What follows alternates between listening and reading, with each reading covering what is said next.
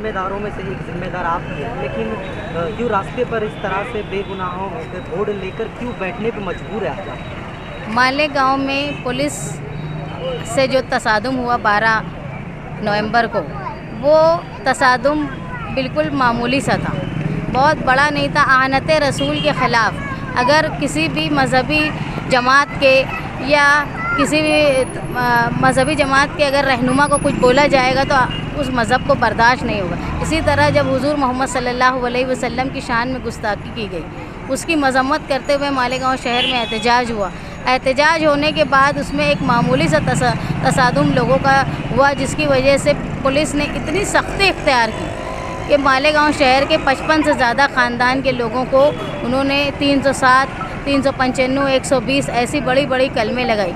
यहाँ तक के जो लोगों ने 353 में जमा थे, अभी 3 महीने होने आ गए, अभी तक वो जमा नहीं हुए। हमारी उम्मीद ये थी कि 50 दिनों पे 60 दिनों में पुलिस जो है अपनी चार्जशीट दाखिल तक करेगी और जिनका जो रोल है उनके हिसाब से उनके ऊपर कलम लगेगी। लेकिन मुसीबत ये हुई कि जो लोग वहाँ शामिल नहीं थे, जो वहाँ पथराव करने में भी नहीं थे, उन सब लोगों पर भी 307 लगाया गया, जिसकी हम लोग दस्तूर बचाओ कमेटी की तरफ से मजम्मत करते हैं। और हमारी पुलिस से और प्रशासन से ये मांग है कि वो वक्त पर चार्जशीट दाखिल करे और लोगों के किरदार, लोगों के रोल चार्जशीट में ऐसा रखे कि उनको ज़मानत मिलने पर आसानी हो जाए और सेशन में ही उनकी ज़मानत मिल जाए। क्योंकि लोग इतने माली तौर पे कमज़ोर हैं जो यहाँ अरेस्ट किए गए हैं, अगर उनके ऊपर हाई कोर्ट जाने की नौबत आ गई तो उनके लिए बहुत मुश्किल है कि कोई अच्छा वकील लगाकर वो काम कर पाए। जमीयतुल उलमा उनकी मदद कर रही है। इसके अलावा भी हमारी दरख्वास्त है कि पुलिस प्रशासन सख्ती का मामला ख़त्म करे। 2001 में मालेगांव शहर में फसाद हुआ था, जिसमें कई बेगुनाह लोग 302 में जमा थे। साथी निहाल अहमद साहब का दौर था। साथी निहाल अहमद साहब ने ऐसी हिकमत अमली अपनाई थी कि 1 महीने के अंदर 302 में गिरफ्तार लोग छूट गए थे। लेकिन आज ऐसा हाल हो गया है, प्रशासन, पुलिस, इंतज़ामिया की इतनी सख्ती है कि 302, यहाँ तक कि 353 में भी जो लोग अरेस्ट है 3 महीने होने को आ गए हैं, लेकिन अभी तक इन लोगों की रिहाई नहीं हुई। इस सारी हालात पर हम जब तंग आ गए हैं, घर के लोग, जब हमारे घर के फ़र्द जेल में हम तंग आ गए हैं, तो हमने दस्तूर बचाओ कमेटी की तरफ से अलामती तौर पे मालेगांव शहर में एहतजाजी कानून में रहते हुए, एहतजाज हमारा जमहूरी हक़ है, एहतजाज कर रहे हैं कि चार्जशीट बर वक्त दाखिल हो और इस तरह का रोल किया बताया जाए जो लोग मुल्ज़मीन हैं उनका, कि उनको रिहाई मिलने में आसानी हो जाए। अगर पुलिस, हमने अलामती तौर पे मालेगांव शहर में 30-40 जगह पर ये 3 लोगों का मजम्मती प्रोग्राम रखा है, अगर पुलिस इस पर भी अपना रवैया नर्म नहीं करेगी तो ये हमारी अलामती तौर पे हम लोग ये धरना दे रहे हैं। इसके बाद सड़कों में जो लोग परेशान हैं, उनके घर के लोग सड़कों पर आ जाएंगे।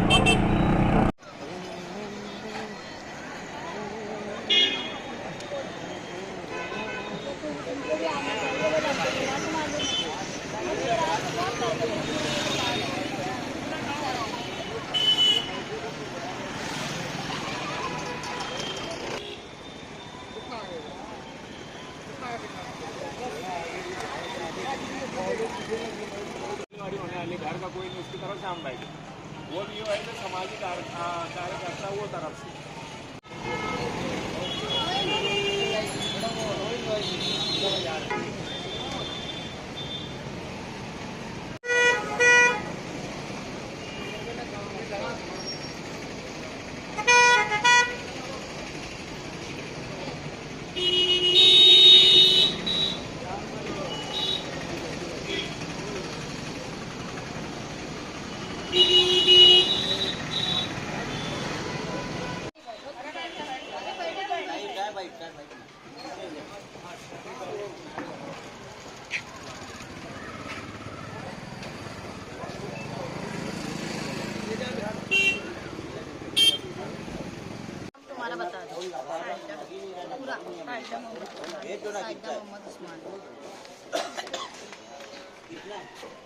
लेके आ जाओ।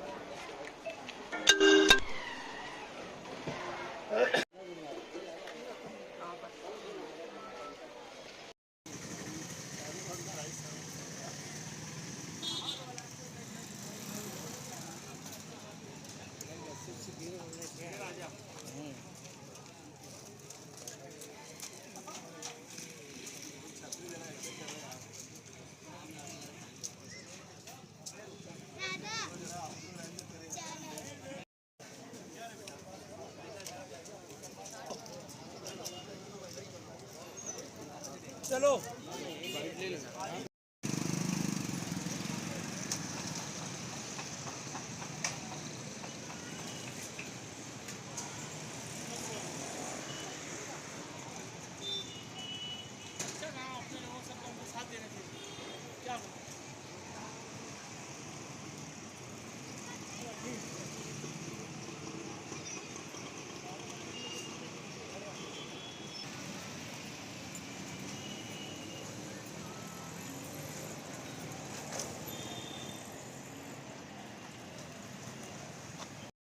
मेरे भाई है वो बेकसूर बेगुनाह उठाया। हम लोग रिहाई के लिए उनके लिए हर तरीके से हम लोग सब कुछ कर चुके, लेकिन रिहाई की कोई वही नहीं हो रही है। चार्जशीट भी दाखिल करने की बात थी, तो चार्जशीट जल्द से जल्द दाखिल करो। अब बेकसूर मुसलमान है, जहाँ लोग कसूरवार तो वसीम रिजवी है ना, उसने नहीं अगर बोलता तो मुसलमान मोहम्मद सल्लल्लाहु अलैहि वसल्लम की मोहब्बत में गए थे ना। और जो भी जैसे इसका कसूरवार तो वसीम रिजवी है ना, उसको सज़ा का हकदार तो वसीम रिजवी है। ये तो मासूम बेगुनाह बेकसूर फंसाए गए। उनको जल्द से जल्द चार्जशीट दो और रिहाई करो। घर के हालात, माँ की तबीयत भी ख़राब, बहन भाई भी परेशान है। हम लोग तो हर तरीके से परेशान है। हम लोग के घर का लड़का है ना, किसी की औलाद है, किसी का भाई है। वो माँ बहन लोग कैसे ज़िंदगी काट रहे, क्या पुलिस वालों को ये नहीं समझ में आ रहा है। कभी तो उन पर भी वक्त आएगा। किसी का भाई है, किसी के माँ के हालात इतने ज़्यादा ख़राब है, औलाद एक ही है, घर का सहारा है, तो क्या उसके घर का कोई हाल थोड़ी देखने आ रहा है, या उनके हमारे घर का खर्चा वो थोड़ी चला रहे हैं। आज उन पर कल हमारे पति पर भी आएंगी वही बात। तो आखिरकार क्यों ऐसे चार्जशीट दाखिल क्यों नहीं कर रहे? उनको बोलो जल्दी से जल्द चार्जशीट दाखिल करो और हमारे घर के बच्चों की रिहाई करो।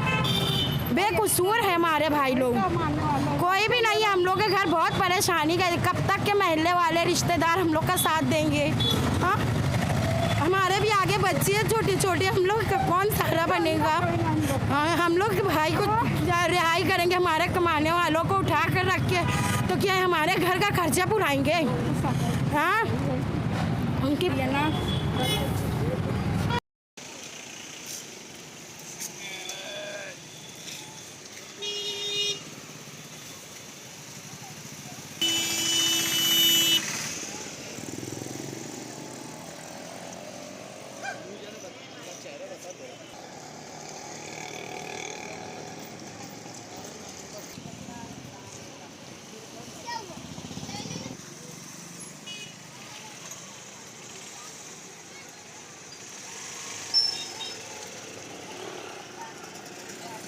आज 3 महीने से बंद है, कोई पुरसा हाल नहीं है। आज एकदम उबिया गए हम लोग, परेशान हो गए हैं ज़मानत के लिए। अभी तक के एक दफ़े ज़मानत नामंजूर हो गई है, अब दोबारा से सोच रहे कि अब ज़मानत होंगी, जब होंगी। एकदम उबिया गए हैं, किराए का घर है, गहने बेच के भाड़ा उड़ा भरे है। अब एकदम 6 बच्चे हैं और अब मेरा बर्दाश्त के बाहर हो गए बच्चे संभालना। जो सरपरस्त तो इंसान है वो तो अंदर है, उसके लिए तो कोई सुनवाई है ही नहीं। हम लोग एकदम आज परेशान हो गए हैं, वहाँ बीमार है वो, हम लोग परेशान हो गए। मौका पड़ेगा कमिश्नर की ऑफिस पे भी जाके धरना देंगे, नहीं तो नेशनल हाईवे भी जाम करेंगे। चार्जशीट दाखिल करो। अभी तक के चार्जशीट दाखिल नहीं हुई है, और चार्जशीट भी ईमानदारी तरीके से दाखिल होना चाहिए, क्योंकि झूठ फसाद उसके अंदर जब दाखिल कर देंगे तो ज़मानत के लिए भी तकलीफ हो जाएंगी। एकदम बेगुनाह है वो, उनका कोई कसूर नहीं है। वो तो प्राइवेट बिजली कंपनी में ड्यूटी कर रहे थे, ड्यूटी पे से उठा के लेके गए उनको। पूरी ड्यूटी का पेपर है ना, 12 नवंबर के दिन सुबह 7 बजे से शाम 7 बजे तक के ड्यूटी का पेपर है। वो कहीं रैली में नहीं, काय में ही नहीं थे। बेकसूर पुलिस वाले लोग इतनी जास्ती कर रहे हैं, और कलमात इतनी बड़ी बड़ी कलम लगी हुई है कि आगे चल के हम लोग को तकलीफ, हमारे बाल बच्चों को तकलीफ, उसमें तकलीफ ही है हमेशा के लिए। और ये वजह से मेरा बोलना ये है कि भाई पुलिस वाले भी थोड़ी रियायत करें। मासूम बच्चे, मेरे पीछे भी 6 बच्चे, ताकि उनको ज़मानत जल्दी हो जाए। हम कोई पार्टी से नहीं है, हम एकदम तंगे हाल में हैं, तो आज धरने पे बैठे। मौका पड़ेगा कमिश्नर ऑफिस पे जाएंगे, नहीं तो नेशनल हाईवे भी जाम करेंगे, और वहाँ से भी मसला नहीं हल होगा तो बच्चे लेके मैं खुदकुशी कर लूँगी। 6 बच्चे 7वीं में, कम से कम नहीं ऐसे हम लोग के पास इन बच्चे लोग मिल सकते, बाप से तो कम कांधा तो दे सकते ना। मेरी यही दरख्वास्त है कि उनकी ज़मानत जल्दी से जल्दी होना चाहिए, और नहीं तो मैं ये 2 काम करूँगी। पहले कमिश्नर की ऑफिस पे जाऊँगी, मेरे को मिलन नहीं दे रहे, और नहीं तो नेशनल हाईवे बंद करके मैं 6 बच्चे लेके वहाँ बैठ जाऊँगी। मेरा यही बोलना है।